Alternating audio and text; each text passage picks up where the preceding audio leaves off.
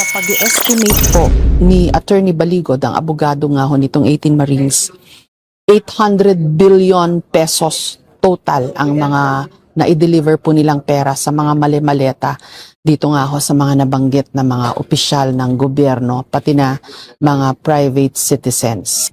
Sisikapin ho namin kunin ang panig nitong mga binanggit na mga personalidad na di umano nakatanggap po ng mali-maletang pera. Magandang umaga po uli sa inyong lahat. Isa pong napaka maulan na araw dito ho sa Pilipinas. June 5, 2026, 10:06 a.m. Nasa impunto po tayo kanina, alas 10 ng umaga. Subalit meron tayong mga konting napipindot siguro dito sa ating setup. So magandang umaga po Luzon, Visayas at Mindanao. Araw na po ng Biyernes, June 5, 2026. Ganap na pong alas 10:06 ng umaga. Hello sa ating mga ginagalang na overseas Filipino workers at Filipino migrants.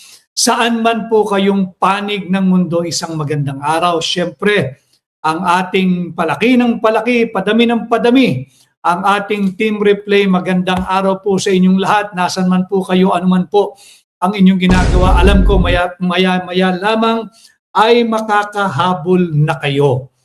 Ang ating pong pamagat ngayong araw, quorum, hindi kapritsyo. Marami pong salamat sa mahigit halos 1,500 agad-agad na ating live viewers ngayong umaga dito sa aking Magic Eye. Bago po tayo magsimula, ang aking pong munting lambing sa inyo, yung nasa Facebook, patuloy po kayong mag-engage. Patuloy po kayong mag-comment, mag-react, mag-like. Pakiusap po, mag-share kayo at mag-follow. At yung nasa YouTube, konting lambing po mula sa akin, sana ho'y patuloy kayong mag-engage, mag-comment, mag-react, mag-like, mag-share. Napakahalaga po noon, mag-share at mag-subscribe. At Rose and V, maraming salamat. Magandang umaga din sa iyo. At kay Crescenciano Prado, si Crescenciano Prado, lagi nating kasama from Las Piñas City. Maayong aga, tinig maisog. Attorney Vic watching from Las Piñas City, si at Crescenciano Prado. Mula naman siya sa Las Piñas City. At si The Wandering Soul. The Wandering Soul, maraming salamat sa iyong pagsama, alas 10 ng umaga. At si Tere Garcia, lagi rin natin siyang kasama. Tere Garcia from Hong Kong naman. Kasama natin si Tere Garcia. Maraming salamat. Meron din tayo live from Indonesia, si at Grace Solis Talon. Grace Solis Talon. At Grace Solis Talon from Indonesia. At si at Marilyn Teten. Marilyn Teten from Tokyo, Japan. Si Marilyn Teten, maraming salamat. Si Raymart from Cagayan de Oro City, maraming salamat sa iyo Raymart. Maraming salamat kay Bombo Junel Bombo Junel ng Bombo Radio Cagayan de Oro sa kanyang maagang-maagang pag-interview sa akin kanina tungkol sa mga maiinit na usaping panlipunan na dapat po nating pag-usapan at baunin going into the weekend. Si Ray Valyada Mansilla Basa Toledo, shout out to 6 million viewers. Wow! I hope meron tayong 6 million viewers. Muli, ang atin pong layunin ay iangat ang antas ng pampublikong diskurso. Himayin ang mga napapanahon at mahalagang usaping panlipunan na dapat lahat tayo ay kasali. Dapat lahat tayo ay kasali, lahat tayo ay may tinig, hindi yung hindi pinakikinggan dahil mababa ang antas sa lipunan. Dito po sa ating pahina, hindi katulad ng mga karamihan sa mainstream media, dito po ilalahad natin ang katotohanan. At ngayong araw, pag-uusapan natin ang mainit na mainit pa rin. Quorum, hindi kapritsyo. Alam naman natin na ang atensyon ngayon ay nakafocus or nakatuon diyan sa Senado. Ang ating pong pamagat, quorum, hindi kapritsyo. Napakaraming mga citation nung nabuhay muli yung kaso ng na desisyonan. Actually, hindi po ito na desisyonan ng Korte Suprema ha. Mali yung nagbabanggit ng kasong Avellino versus Cuenco. Hihimayin ko po mga kababayan, tumutok po kayo, sisikapin kong pasimplihin itong mga usaping legal na yung iba'y natatakot dahil binabanggit na yung desisyon ng Korte Suprema, yung artikulo ganito ng ating saligang batas, sisikapin po ng inyong lingkod na pasimplihin ang mga usaping panlipunan ng kagaya ng ito. Batiin ko lamang po si Ford Salaguste from Alberta, Canada. Maraming salamat si Ford Salaguste. Ganon din kaya mula sa Mindanao, Bukidnon. Pakiusap ko sa mga Mindanawan, huwag ninyong tutularan yung ibang nagsasabing sila'y taga Mindanao, subalit dali-dali at una pang tumalikod sa kapwa ninyo Mindanawan. Rick Daguplo from Bukidnon, Mindanao, maraming salamat. Huwag mong pababayaan si Vice President Inday Sara Duterte. Meron din tayong kasama mula sa General Santos City, si Jimely PA. Jimely PA watching from General Santos City. Si Neil Valmores, kasama naman natin from New Jersey. Si Renz Lordan Morales Navarro, kasama naman natin from Saudi Arabia. Si Yuk Sims, kasama natin sa Tokyo, Japan. Dito rin siyempre si Arnold Emiya. Arnold Emiya is from Mandaue City, Cebu. Sa aking kaibigan dyan, si Mayor Jonas Cortez, mabuhay ka. Mayor Jonas Cortez. Si Derek Alngog Quinones from Doha. At pili pa tayong isa. Ito, si at Marilyn Rusiana Magno from San Pedro City, Laguna. So makikita natin na ang ating pong viewership ay hindi lamang national kundi international. Maraming salamat sa mahigit ng 2,000 live viewers natin. Tungo na po tayo, baka may magreklamo na naman, napakahaba daw ng intro at daming binabati sapagkat ang pahina pong ito ay pahina ninyo. Hindi ako naririto kung wala kayo. Kanya minamarapat ko lamang na kilalanin ang mga taong kagaya ninyo na nakasubaybay, nanonood at kapiling natin ngayong umaga, kagaya ni Hesemir La or Hesemir Iya from Caloocan City. Maraming salamat. At si Rosabel Leonor Wolf, lagi din natin siyang kasama from Hong Kong. Ano yung ibig sabihin ng quorum? Hindi kapritsyo. Alam natin na ngayon ay bukod sa krisis ng ekonomiya, bukod sa krisis ng enerhiya, nahaharap tayo sa isang krisis diyan sa equal branch of government, itong legislative branch of government. Bakit? Meron pong mayorya. Yung mayorya ay pinamumunuan ni Senate President Alan Peter Cayetano. Hindi ko po siya kaibigan. No, ito ay factual at we will be very objective dito sa pagtalakay natin ng quorum, hindi kapritsyo. Ang kinakailangan po sa Senado ay yung constitutional quorum, hindi kolorum. Kaya ito po yung ating topic ngayon, quorum, hindi kapritsyo. May kinalaman din po ito sa naganap na pagdinig kahapon diyan sa Blue Ribbon Committee hearing. Blue Ribbon Committee hearing at marami ho nagtatanong sa akin ng update. Hindi ko po napanood, hindi ko po nasubaybayan, nasa labas po ako, may mga ka-meeting, nagtatrabaho. Meron po akong nakitang video, i-up po natin ito. Video po ito ni Miss Jessica Soho. Humihingi po kayo ng update. Ito po yung mabibigay kong update mula sa isang miyembro ng mainstream media para talagang objective, walang bias, hindi nyo sasabihin ako ang nag-report o nagbigay ng update pakinggan mo po muna natin ang update.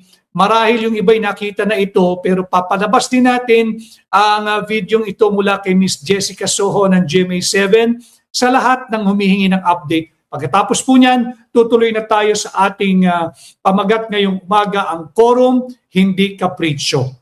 Quick summary lang po nitong nangyayaring hearing ng subcommittee ng Senate Blue Ribbon Committee, Cayetano faction sa araw pong ito. Andito ho yung 18 Marines na nasa security daw ni dating Ako Bicol Party List Representative Zaldico, na siya hong pangunahin o isa sa mga paunahing personality nitong flood control scam o scandal.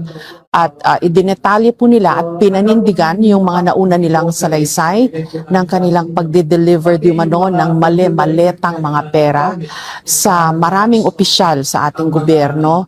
Meron din pong binanggit na mga taga-media, bagamat hindi pa rin po pinapangalanan, may mga PR persons o media handlers di umano na nabanggit. Meron din pong pare. Ang pinakamataas pong opisyal na binanggit ay si Pangulong Marcos sa pagtatanong ng kanyang kapatid mismo na si Senator Amy Marcos na nandito po sa pagdinig, ay idineliver daw ng mga sundalong Marines sa Ilocos yung mga maleta ng pera kay Pangulong Marcos doon sa kanyang bahay na malapit sa isang tubigan, hindi nga lang humalinaw kung ito'y dagat o lawa.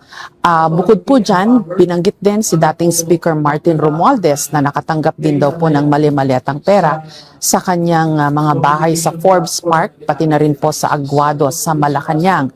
Binanggit din po si dating Senate President Tito Soto na nakatanggap din daw po ng mali-maletang pera. Ganun din po si Senator Erwin Tulfo. Mabanggit lang natin na si Senator Erwin Tulfo ang pinili na chairman ng Senate Blue Ribbon Committee, Gatchalian faction kahapon lang po. Binanggit din si dating Senator Antonio Trillanes na nakatanggap din daw ng mali-maletang pera habang ito di umano ay nag-assist sa mga representatives ng ICC o ng International Criminal Court nang sila po ay nagtungo rito sa Pilipinas para mag-imbestiga tungkol sa mga EJK o extrajudicial killings. Marami pa pong mga binanggit na mga opisyal sa Kongreso naman, mga congressmen, mga party list representatives na nakatanggap din daw ho ng pera. At quick rundown sa mga nasa notes ko lang po ito, si Franz Castro, Laila de Lima, Congressman Abante, Adjong, Alvarez, Joel Chua, Dalipe, Dan Fernandez, Janet Guarin, J. Konghun, Raul Manuel, Arlene Brosas, Stella Kimbo, JJ Suarez, Tino, pati rin si Terry Ridon na sinabi pa ng isang Marines ay alam niya kung anong klaseng kotse meron. Si Father Flavi Di Umano na nag-a-assist din ho sa mga biktima ng EJK ay nabigyan din daw po ng sobre ng pera at isang maleta. Bilang ebidensya, nabanggit ng kanilang abogado o ng abogado po ng mga 18 Marines na meron silang screenshots ng kanilang chat group tungkol po sa mga delivery. May binanggit pong Jojo Cadiz na nakatanggap daw ng maleta dun po sa residence ni Speaker Romualdez at ito Ruben Manahan and Ryan Papaco. Yun daw po yung mga PR o media handlers na nakatanggap ng pera. Meron din daw pong mga taga-media pero hindi ho binabanggit kung sino. Nabanggit din na nag-donate ng pera si Romualdez sa Harvard University through a certain attorney Paras. Meron ding binanggit na Nelson Go na alleged dummy di umano ni dating Speaker Romualdez.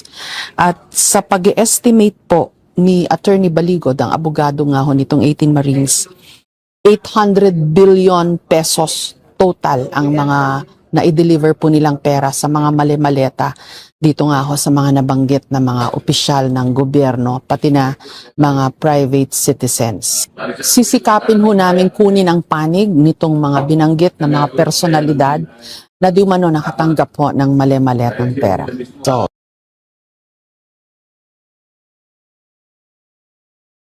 Maraming salamat kay Miss Jessica Soho. Ma'am Jessica Soho, salamat din doon sa video na ating nagamit mula po kay Miss Jessica Soho ng GMA7.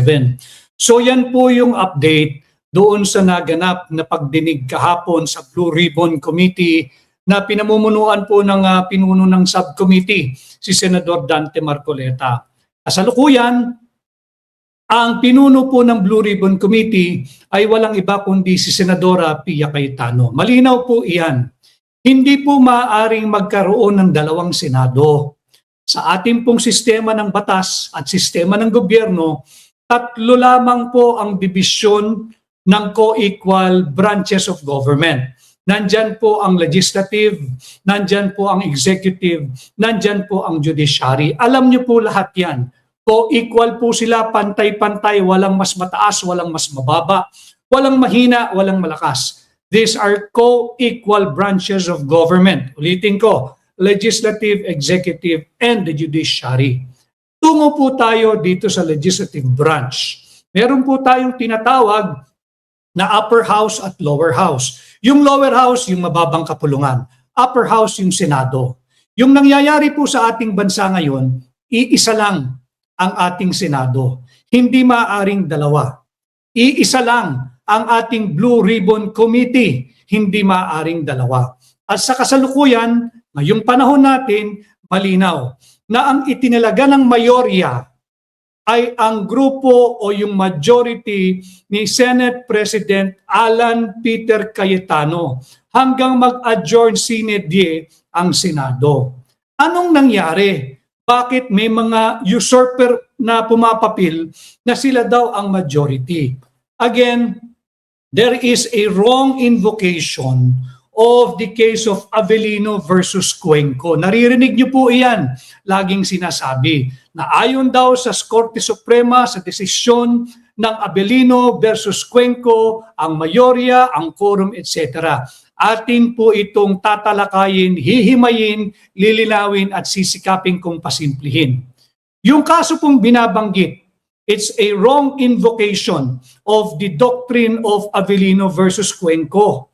Sapagkat yung kasong binabanggit nung mga nagpipilit maging mayorya base sa kanilang kapritsyo at hindi dahil sa quorum, ang linalaman po ng desisyong yan ng Korte Suprema ay hindi patungkol sa quorum. Wala pong diskusyon diyan patungkol sa quorum na magiging legally binding. A brief background.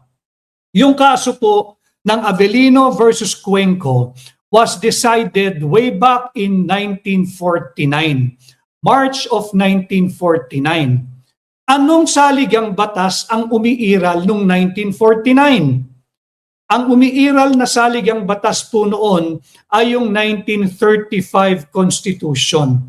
And as you know, kung hindi pa man, sa ating maiksing kasaysayan ng ating republika, mahigit 100 taon pa lamang tayo, nakaka-anim na saligang batas na po tayo. A brief background or a brief review. Una dyan, yung 1899 Constitution, yung Malolos Constitution. Yan yung tinatawag na First Philippine Republic. Pangalawa, pumasok na po dyan yung 1935 Constitution. Yan po yung pangalawang iteration sa ating saligang batas. Hindi naglaon, nagkaroon po tayo ng 1943 Constitution. Ito po yung panahon ng pananakop ng bansang Hapon. Ito po yung kinikilalang Second Philippine Republic. Nung tayo ay sinakop ng bansang Hapon. At alam naman natin ang naging resulta ng World War II, talo ang bansang Hapon, sumuko, nagbalik tayo sa operasyon or coverage ng 1935 Constitution. Kaya itong kasong Avellino versus Cuenco, na desisyonan ito in the light of the provisions of the 1935 Constitution. Pagkatapos po niyan, nagkaroon tayo ng 1973 Constitution. napaka pang-apat na saligang batas na po iyon. At pagkatapos niya, nagkaroon ng EDSA Revolution, sinipa, paalis ng pwesto at ng Malacanang si Ferdinand Marcos Sr. By virtue of Proclamation number 3, issued by then President Cory Aquino, nagkaroon tayo ng Freedom Constitution. Maiksi lamang ang tinakbo nun. Dahil nga habang hinuhulma, habang pinagdedebatihan ng Constitutional Commission yung panukalang saligang batas natin, meron munang umiiral na Freedom Constitution. Again, pinanganak yan by virtue of Proclamation number 3 issued by then President Cory Aquino. Hindi naglaon, eto na, yung 1987 Constitution. Yan pa rin hanggang ngayon ang umiiral. Ano ang sinasabi ng ating saligang batas pagdating diyan sa pagpili ng liderato ng Senado? Again, Senator Alan Peter Cayetano is not a friend of mine. Ito'y objektibo natin dahil itong layunin ng hakbang ng maisog ay yung ating to uphold, to defend, to respect our Constitution. Malinaw po sa Article 6, Section 16, Paragraph 1 ng ating saligang batas na ang Senado ay binubuo ng 24 na senador. At sinasabi doon, kung magkakaroon ng eleksyon sa presidente o opisyal o liderato ng Senado, dapat ito'y naayon sa boto ng mayorya. Mayorya, ano ba ang mayorya? Sabi sa ating saligang batas, by a majority vote of all its respective members. Pag sinabi mong all, lahat. Pag sinabi mong lahat, patungkol sa Senado, 24. There are 24 senators in our republic, in our system of government. Malinaw yan.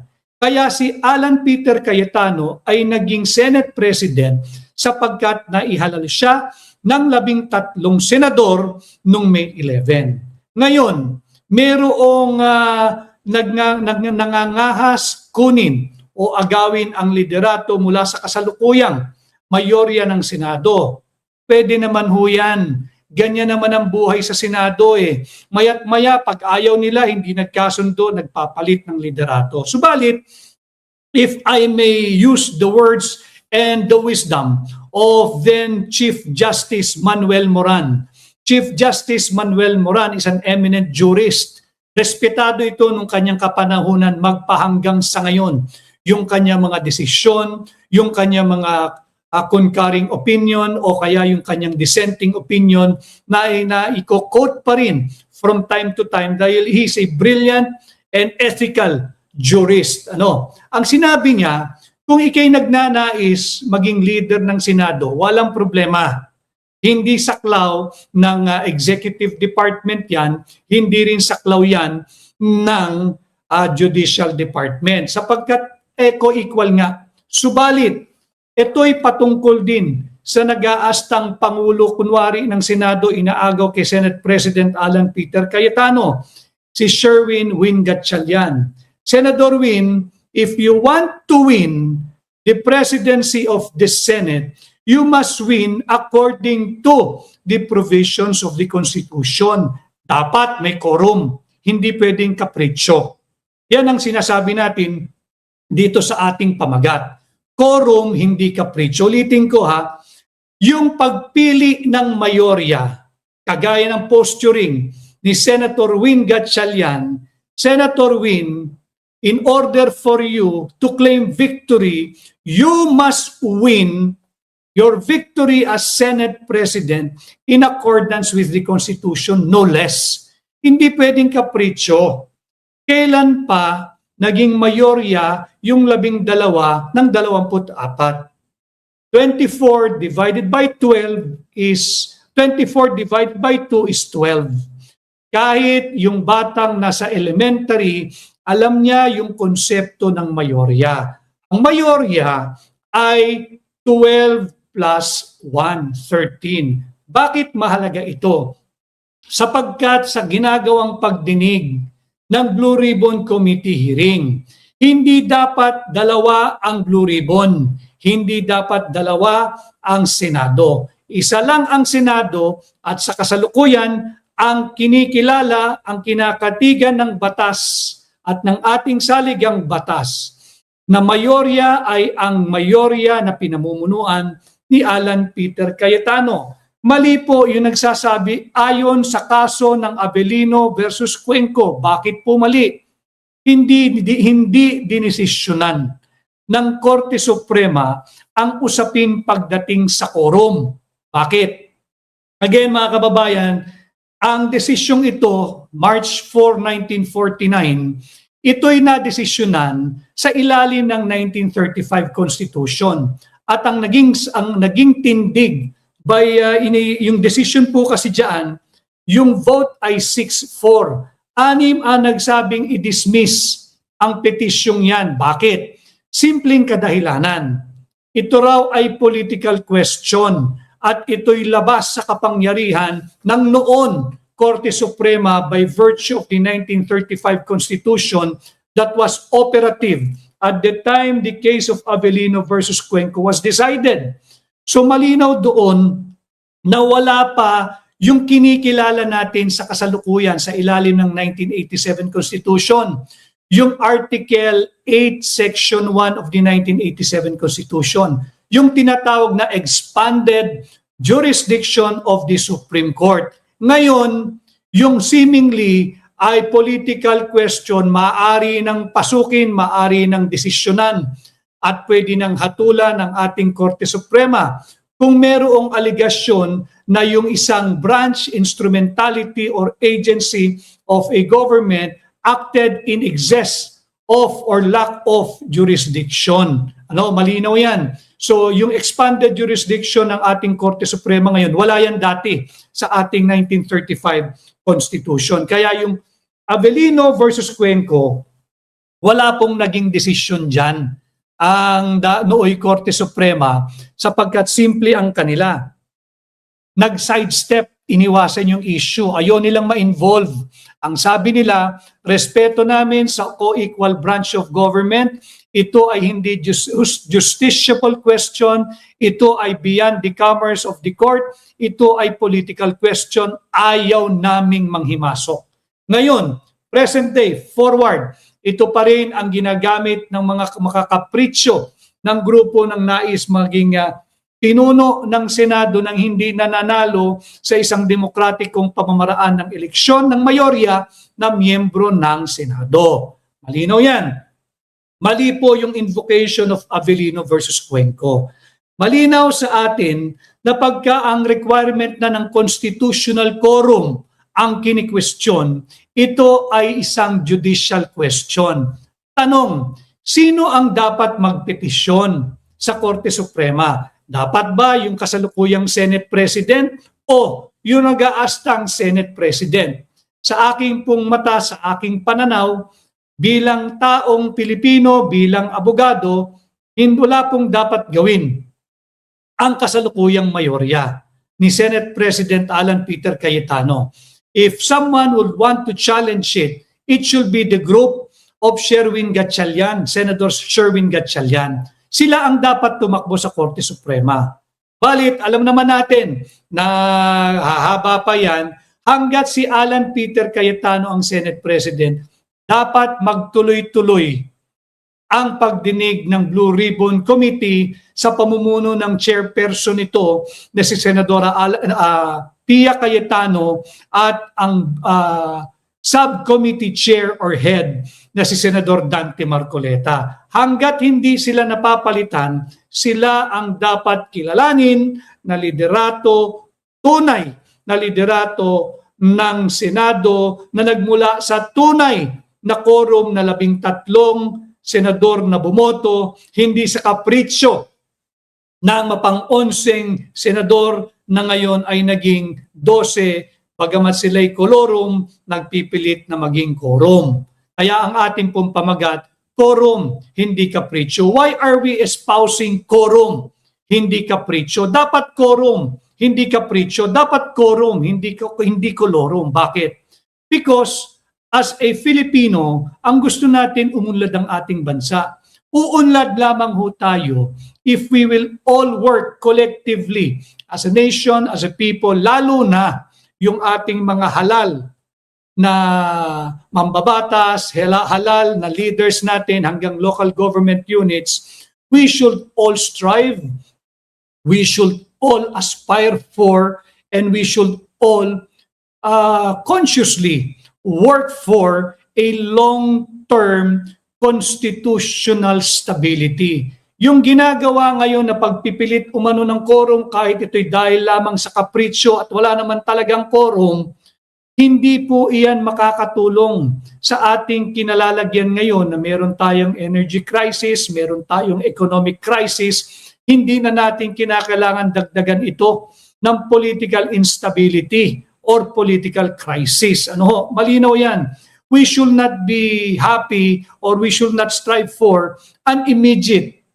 So bagamat, agad-agad man ito, bagamat ito isang short-term political victory at the expense of long-term constitutional stability. Huwag tayong pumayag dyan. So sa akin pong pananaw, ang ating topic ngayon, quorum, hindi kapritsyo. Si Senator Alan Peter Cayetano pa rin ang namumuno bilang tunay na halal na Senate President. Basihan, tingnan ho ninyo yung Article 6, Section 16, subparagraph 1 ng ating saligang batas. Basahin ko na lang ho. The Senate shall elect its President by a majority vote of all its members. Pag sinabi mong all, 24. Alam naman natin lahat yan. Itinuturo din naman sa elementary students yan na ang ating system of government, 24 ang ating senador. So sa pagpili at pagboto ng ating senador, dapat yan ay mayorya. Ano ang mayorya ng 24? 12 ba? Mali. Sapagkat ang mayorya ay 1/2 plus 1. 1/2 of 24 is 12. Plus 1, 13. Yung 12 ng dating mapang-11, out po iyon. Hindi mo kailanman maituturing na majority yon. Tanong, wala naman si Senador Bato. Wala naman si Senador Jinggoy Estrada. Tanungin natin sila. Nung kayo ba'y nagbasa ng roll, nung nag-roll call ba kayo, sinama ninyo ang pangalan ni Senador Bato at ni Senador Jinggoy Estrada? Sapagkat kung sinama ninyo yung pangalan ni Senador Bato at Senador Jinggoy Estrada, 24 ang base ninyo. At pag 24 ang base ninyo, ang mayorya niyan ay 13. It can never be 12.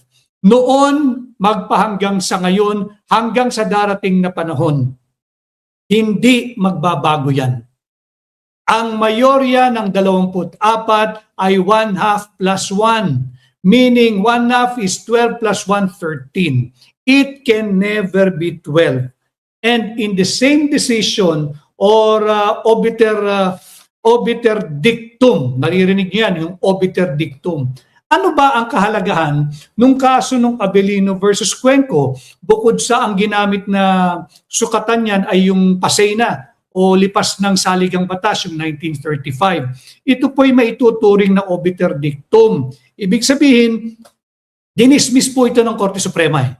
Hindi po na-desisyonan o nahatulan o na-settled yung issue ng quorum.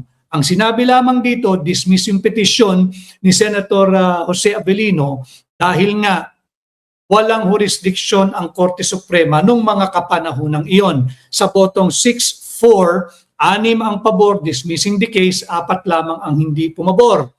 Nagkaroon ngayon ng mga opinion. Yung iba panig na opinion, yung iba na may dissenting opinion, kung saan nabanggit o na talakay yung mga issue ng quorum. Ano ngayon ang halaga ng mga opinion, nung dissenting or concurring opinion? Wala po. Hindi po binding iyon. Yung obiter dictum, ibig sabihin lamang po nun, something said in passing. Meaning, ito yung pagmumuni-muni na ito yung mga sana dapat ganito o yung mga hypothetical positioning nung mga mahistrado nung 1949 nung umabot sa Korte Suprema ang kasong ito. Ito po'y simpleng obiter dictum. Ulitin ko it's a Latin term. Sa English pa ay ibig sabihin something said in passing. Hindi ito legally binding. Sa Tagalog, so meron tayo obiter dictum, Latin. Sa English, something said in passing. Sa Tagalog pa, ibig sabihin ito yung pagmumuni-muni. Personal, kanya-kanyang pagmumuni-muni ng mga mahistrado nung mga kapanahonang iyon. Ang sinabi dito, ang gamitin natin yung naging kataga ng isa sa mga hukom o mahistrado noon, si Justice Gregorio Perfecto. Ang sinasabi niya, tayong lahat hindi lamang yung mga senador, tayong mga ordinaryong Pilipino, anuman ang antas mo sa lipunan, mayaman ka, katamtaman, negosyante, empleyado, mamumuhunan, dapat pakinggan natin. Ganito dapat ang ating maging pananaw. Ang sabi ni Justice Gregorio Perfecto nung mga panahong iyon, and I quote, "If we could view," applicable po ito sa kasalukuyang problema sa Senado, "if we could view this controversy," and I am now referring to the controversy sa pamimilit sa kapritsyong pangaagaw ng grupo ni Sherwin Gatchalian, "if we could only view this present controversy with the discipline and attitude of a mathematician, tackling an algebraic equation, the answer will be very, very simple." Yung grupo ng 11 na naging 12 na ngayon sa kapritsyo nila nais maging pinuno ng Senado, they will arrive at a very basic and simple conclusion. They have no constitutional quorum.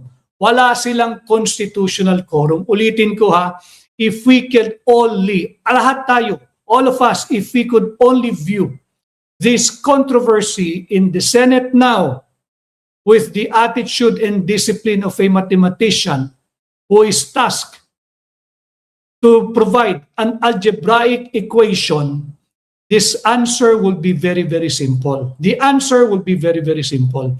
There is no constitutional quorum kung saan maaring manghiram ng tapang at autoridad ang grupo ni Senador Win Gatchalian na sabihin sila ang bagong mayorya at liderato.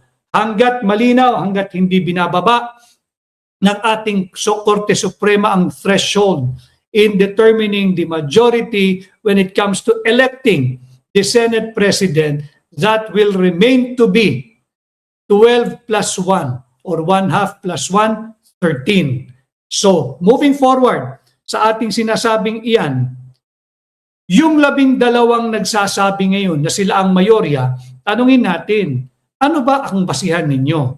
Kayo ba'y constitutional quorum 12 o unconstitutional na quorum 12 pa?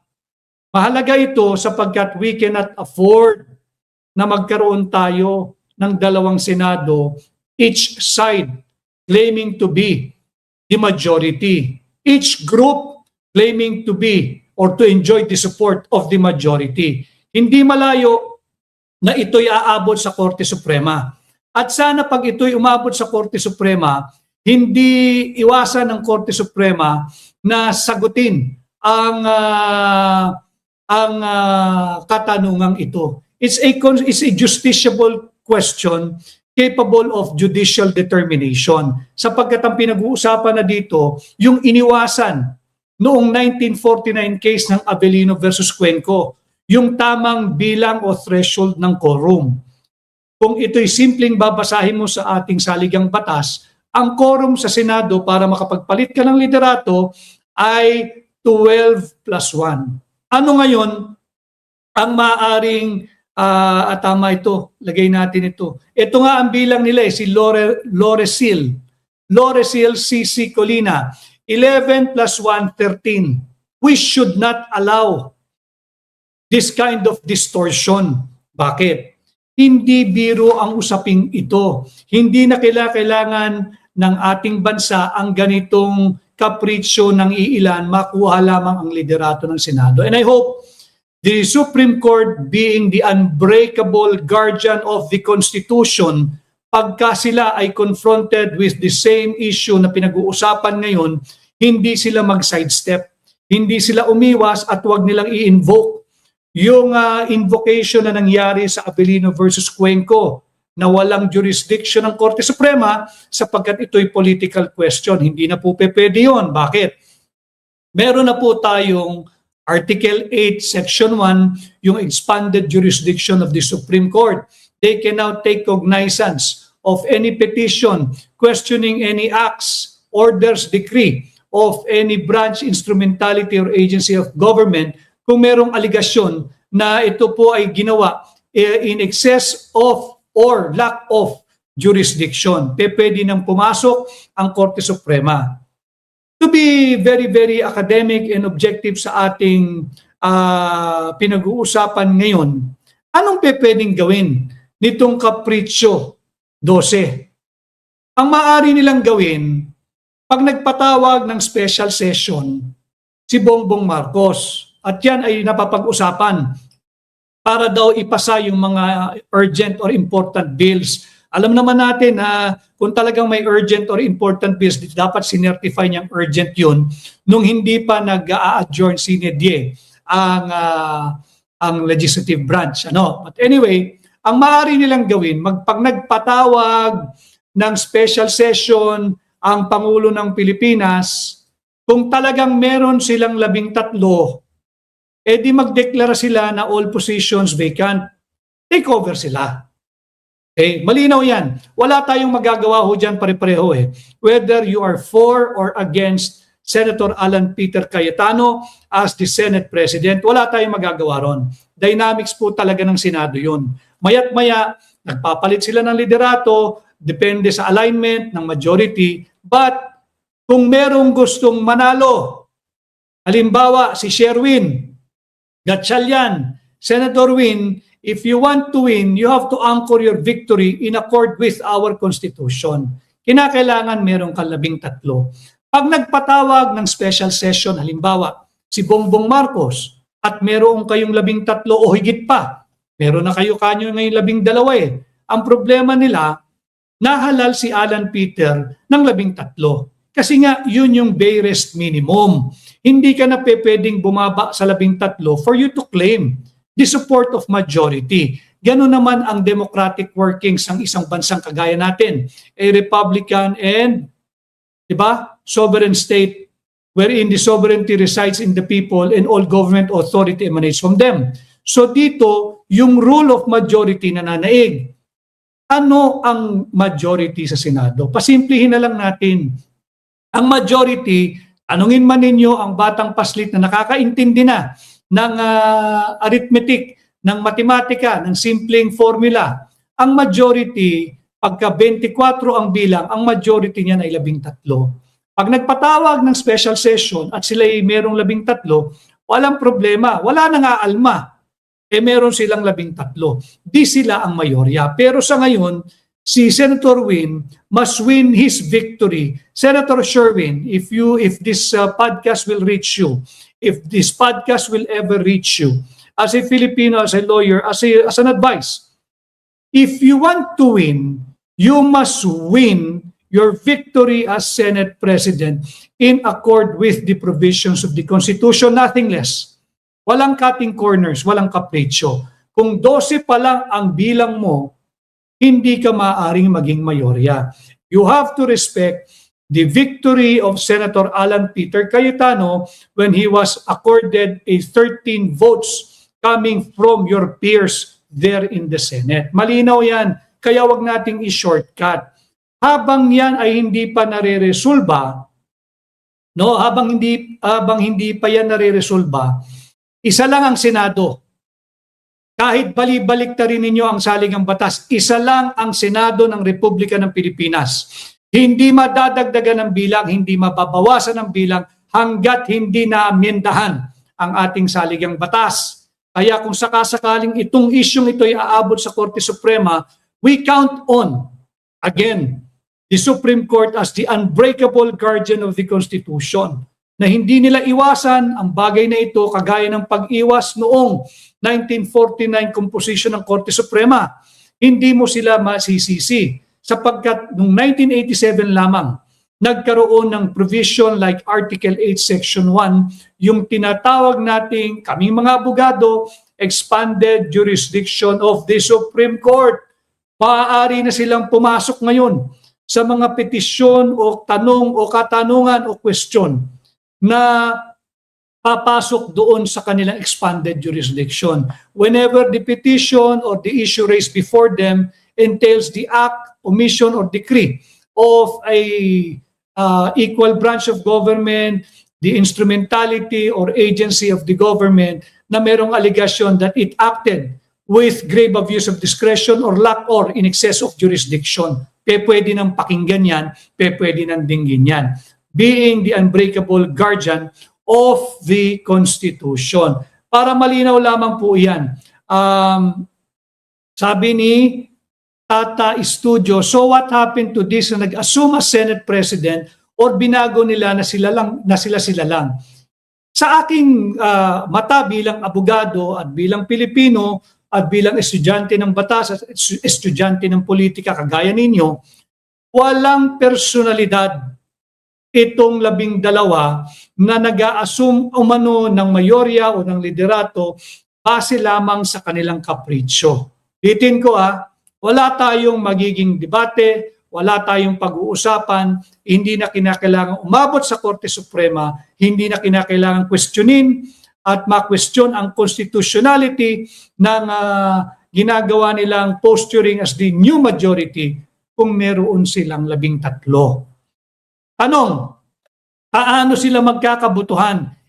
Naka-adjourn naman sine die ang ating Senado. Pag nagpatawag ng special session ang ehekutibo, may solusyon naman sila Pwedeng magpatawag ng special session si Bongbong Marcos bilang Pangulo ng Pilipinas.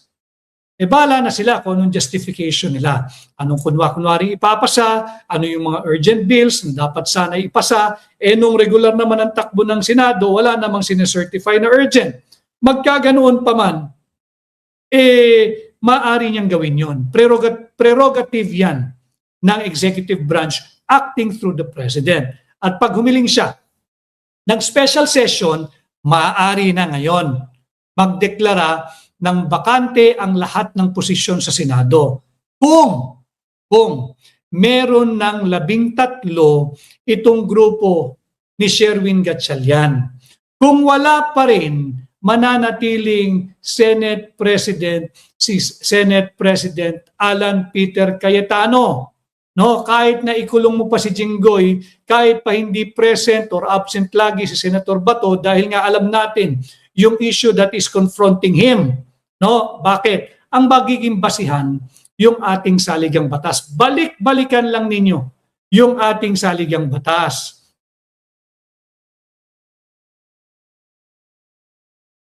May comment dito si Mohamed Ali Malo. Magkaiba kasi ang attorney at hindi yung iba kasi parang hindi malantad ang katotohanan, self-proclaimed sila. Kaya nga, para matapos ito, yung misleading yung headline ng isang pahayagan ng mainstream na si Chis Escudero raw ay binasag niya yung impasse o yung deadlock. Hindi po totoo yung paano mo babasagin. You end up with 12-12. Walang mayorya. So pag walang mayorya, carried pa rin yung kasalukuyang mayorya na ibinoto ng 13 Senado. Meron namang solusyon dyan na hindi na kinakailangan umabot sa Korte Suprema. If the group of Sherwin Gatchalian na talagang kating-kati na maging Senate President, kung confident kayong may numero kayo o meron pang babaliktad o meron pang maghuhudas o magta-traidor, yung pinaka-traidor sa lahat ng traidor, kung mayroong paggaganon, di magpatawag ng special session. And during the conduct of the special session, di dapat ideklara nyo na all positions vacant. Take over kayo. Wala nang pwedeng question yan. Wala na. And I think, as a man of law, kahit si Senator Alan Peter Cayetano will not question yung lawful takeover. Bakit? Magagamot nila yung ginagawa nila ngayon yung kawalan ng constitutional quorum. Alan Peter Cayetano assumed the Senate presidency on the basis of a constitutional quorum. Itong isang grupo na ang basihan lamang ay kapritsyo at hindi quorum, kaya binabansagang quorum 12 tuloy sila. Hindi maaari yan. Ulitin ko Senator Win, if you want to win your victory as Senate President, partner, iparehas mo naman. Lumaban ka naman ng patas. Huwag naman kapritsyo mo lang. Gamitin mo, kaibiganin mo yung saligang batas para kampihan ang panig mo. Paano? Bumuo ka ng 13, 14, 15, kung sino pang magtatraidor, kung sino pang babaliktad, kung sino pa yung mga binabansagang hudas doon sa 13. Bumuo ka. At pag nakabuo ka, pag nagpatawag ng special session ng executive through the office of the president, wala nang kikwestiyon. Wala nang kikwestiyon. Bakit? Kakampi mo ang saligang batas. Pero wag mong puwersahin. Itong ginagawa ninyo ngayon, sisirain ninyo ang bansa. Hindi natin kailangan ito. Tayo'y lugmok sa krisis. Krisis ng enerhiya, krisis ng ekonomiya. Huwag ninyong sirain ang ating bansa. Kung hindi kayo mapapagkatiwalaan ng mga ordinaryong Pilipino sa tamang pagbilang ng mayorya, na 13, hindi 12, paano namin kayo pagkakatiwalaan sa gusto ninyong matamo na maging leader ng Senado? Mga kababayan, wala pong politika sa ating podcast ngayong araw. Tanungin ninyo, if we cannot trust them in making a proper count kung ano ba ang mayorya ng 24, bakit natin sila pagkakatiwalaang mamuno bilang Senate President at iba't ibang liderato ng Senado kung hindi sila marunong magbilang? Kung ikanilang sasagasaan ang ating saligang batas. Kaya mahalaga na kung talagang meron silang numero, convince your allies in the administration, patawag ka ng special session in the guise of passing an urgent bill. Alam naman natin yan. Huwag na tayong para tayong pinanganak kaninang umaga lamang. Diba? Kung may numero, kung may babaliktad pa, di may numero kayo. At kung may numero kayo, napakinggan ko sa maraming interview kay Senate President Alan Peter Cayetano. He's willing to go, he's ready to go anytime. Bakit? Hindi dahil hindi niya mahal ang Senado. Hindi dahil hindi niya mahal yung kanyang mga kasamahan. Kundi nauunawaan niya. Ganyan ang buhay ng Senate President. Maaari kang palitan anytime. Anytime. You can be asked to go at pag dumating yung panahon na yon, basta ito'y naayon sa saligang batas. Walang pwersahan, walang kapritsyo. Bantayan natin kung ano ang gagawin nila. Hindi pwedeng dalawa ang Senado. Magkakaproblema ang Republika ng Pilipinas bukod sa problema natin sa enerhiya at sa ating problema sa ekonomiya. Krisis na po tayo Magkakaproblema tayo pag hindi ito rinresolba. Ulitin ko yung Avellino versus Cuenco, ang naging doctrine dyan o ang naging desisyon sa pagdidismiss ng Korte Suprema noong mga kapanahonang iyon. Yung kasong iyon was decided under the operation of the 1935 Constitution. Ngayon po yung 1987 Constitution ang umiiral. Asay na po iyon. At hindi po dinesisyonan ng Korte Suprema ang issue ng quorum doon. Ang ginawa po ng Korte Suprema, hands-off policy. Umiwas. Nag-sidestep. Ang ginamit nila bilang respeto sa co-equal branch of government.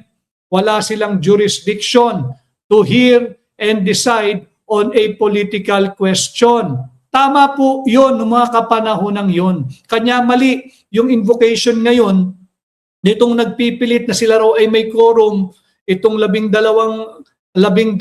kolorum na kapritsyo lamang ang basihan. Again, kung talagang may numero, walang pwedeng kumestyon. If eventually Senator Win Gatchalian will assume the Senate leadership as Senate President, provided kailangan manalo siya nang naayon sa idinidikta, nakasulat, nakaukit at ginagarantiyahan ng ating saligang batas. Ano yun? puntahan niya, simple lamang, yung Article 6, Section 16, malinaw dyan, pag magbibilang ka ng mayorya, ang basihan mo, 24. Huwag mong baguhin, keso nakakulong yung si Jinggoy, hindi malocate si Bato, 22 na lamang ang pagbibilangan mo ng mayorya. Yan ay labag sa saligang batas. At maniniwala lamang ho tayo na maaaring gawin yan pag ang kaso ay umabot sa Korte Suprema. At kung ano ang sasabihin ng Korte Suprema sa tamang interpretasyon, kung ano ba ang mayorya pagdating sa Senado, ito ba ay yung 24 o depende sa panahon at pagkakataon na magkakaroon ng pagbibilang ng mayorya? Kagaya ngayon, maaari bang sabihin hindi na 24 ang senador, 22 na lamang? At pag nagkulong pa ang kasalukuyang administrasyon ng ibang senador, nagkulong pa halimbawa ng 2, paano ang bilang ng mayorya? Mayorya ba ay yung kalahati ng 20 o yung kalahati ng 24 pa rin? Sa aking pag-aaral ng batas at pagbabasa at pag-unawa at pagmumuni-muni sa diwa ng ating saligang batas, malinaw, 24 ang gagawin mong basihan sa pagbibilang ng mayorya sa Senado. Hindi mo pwedeng pababain ito. At nakakatakot kung hahayaan natin na may ganitong klaseng maling interpretasyon. Bakit? Ito ba ay paghahanda upang makakuha ng sapat na bilang upang ma-convict si Vice President Inday Sara Duterte diyan sa nalalapit na trial sa Senado sa pagdinig ng impeachment complaint laban sa kanya? Sa mata ng higit na nakararami, ang kinakailangang boto ay 2/3 ng Senado. Ang 2/3 ng Senado, 16. Bakit? 24 yung ating senador. At ako'y naniniwala, hindi mo pwedeng pababain ang threshold na yan. Na may nakakulong, merong hindi nag-a-attend, 24 pa rin yan, higit pa pagdating sa usapin ng impeachment. Bakit? Yung impeachment, katangi-tangi yan. Merong constitutional safeguard. Yung constitutional guardrails, ano yan? Yung 2/3 of the 24. 24 lagi ang baseline yan. It can never be below 24. Why? Magiging guni-guni na lamang. Magiging isang ilusyon na lamang yung pagiging safeguard ng impeachment doon sa matataas na opisyal kung nais natin silang tanggalin at panagutin. Magiging dependent na lamang ito kung sino yung administrasyon that dispenses political favors at the current date, time, and moment. No, hindi pwedeng ganun. Hindi yan ang kontemplasyon ng mga bumuo ng ating 1987 Constitution. Immutable yung 24 sa Senado. Immutable yan. Hindi mo pwedeng lusawin. Hindi mo pwedeng i-dilute para lamang makuha mo yung kapritsyo mo. Sabi sa ating saligang batas, 24. Again, mga kababayan, para hindi kayo mabudol, hindi kayo ma-11, hindi kayo makolorum ng 12, papasok sa weekend. Yan ang tamang interpretasyon. Huwag kayong magpapadala doon sa mga nagdudunong-dunungan na yung Abilino versus Cuenco, desisyon ng Korte Suprema, obiter dictum po iyon. Walang desisyon ng Korte Suprema nung panahong iyon, dinismiss dahil sabi nila, hands off kami. It's a political question. Let the senators decide amongst them kung sino ang gusto nilang leader nila, sino ang gusto nilang Senate President. But that was under the 1935 Constitution. What is in effect now, today, in contemporary time and moment, is the provisions of the 1987 Constitution. And when we speak of determining the threshold or the majority, ang baseline lagi niyan, punta tayo sa saligang batas. Article 6, Section 16, 24, all members of the Senate, 24. Ang mayorya niyan ay 13. Ang kalahati niyan ay 12. 12 lamang ang grupo nitong mga kapritsyo na Colorum 12 na binabansagan. Ulitin ko, to be objective, to be fair to them. If they have the numbers, katulad ng kanilang iniyayabang o yung kanilang posturing na sila'y may mayorya, meron silang 30, meron silang 13 o higit pa. They have 13 or more senators sa kanilang hanay, then wait for the office of the president to call for a special session. That is the opportune time for you, for this group of Sherwin Gatchalian, to move and declare all positions vacant. So ulitin ko, pag nagawa nila yan, kung meron pang tatalon, meron pang tatalikod, meron pang maghuhudas, meron pang magtatraidor, wala tayong magagawa bilang mga Pilipino. Ganun talaga eh. Majority wins. Yan yung tyranny of the majority. Kung meron silang mayorya, gawin ang nais gawin sa pagpapalit ng liderato ng Senado nang naayon sa ating saligang batas. Payong bilang Pilipino at abogado kay Senator Win, ulitin ko, Senator Win, win your victory as Senate President in accordance with the provision of the Constitution. Huwag sa kapritsyo mo lang. Wala kang mandato, 12 lamang ang nasahanay ninyo, respetuhin mo yung 13 bumoto kay Senator Alan Peter Cayetano. Pagpapatuloy po ng Blue Ribbon Committee, hindi maaaring dalawa ang Blue Ribbon. If I may suggest,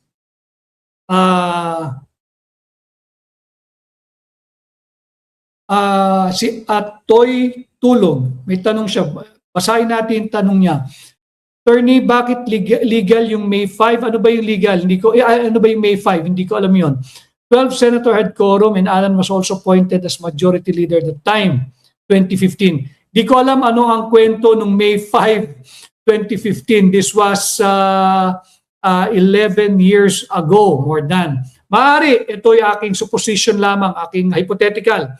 Baka nung panahon na yon, merong quorum, nagbasa ng quorum nung umaga. Baka continuation lang yan, dahil ang quorum, ang basehan ho niyan, yung pagbabasa kung meron bang quorum, nag-roll call ka nung simula ng pagpupulong. Pagka merong roll call sa simula, kanya nga kayo nag-hearing, kaya nga kayo nagsisession kasi may roll call eh. Kasi kung walang quorum, after the roll call, walang hearing.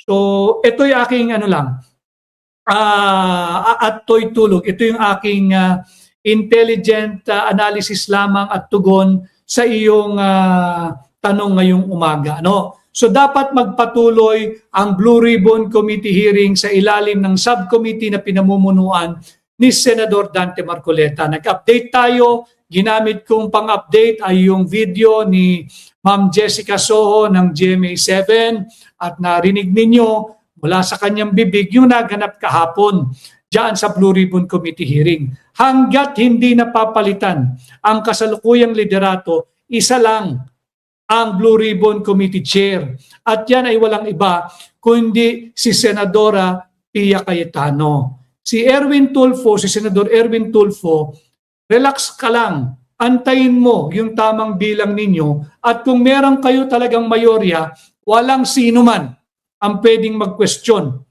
sa kanilang assumption into the leadership of the Senate, pati yung mga komite ng ating Senado. Subalit, hanggat hindi naaayon sa saligang batas ang kanilang galaw, huwag natin itong tangkilikin. Huwag natin itong suportahan, bagkus sabay-sabay nating kondenahin. Sapagkat ang nakataya dito ay ang bansa na natin. We cannot have two Senate. Why? Malinaw sa ating system of government, malinaw sa ating saligang batas, isa lang ang Senado. At ang Senado natin, 24 yan at ang mayorya niyan noon, ngayon, magpahanggang sa darating na panahon hanggat hindi naamyendahan o narerebisa ang ating saligang batas, 13 ang bilang ng mayorya. 13 ang tamang bilang ng mayorya. Ang mayorya ay 13, hindi kailanman naging 12. Sana papunta tayo sa weekend. Ibaunin ninyo ito, ang aking pakiusap. Patuloy po kayo na mag-engage, mag-like, mag-comment. Pinakamahalaga po yung pag-share ninyo kung kayo'y nasa YouTube, kung kayo'y nasa Facebook. Paki-share po ninyo at mag-follow at mag-subscribe po kayo para higit na maraming Pilipino ang makanood at magabayan natin sa ating advokasya at layunin na maiangat ang antas ng pampublikong diskurso. Lahat tayo makabuo ng ating sariling pananaw, paninindigan, opinyon, kuro-kuro at maging bahagi sa paglimbag, paghubog ng ating bansa at ng kinabukasan nito.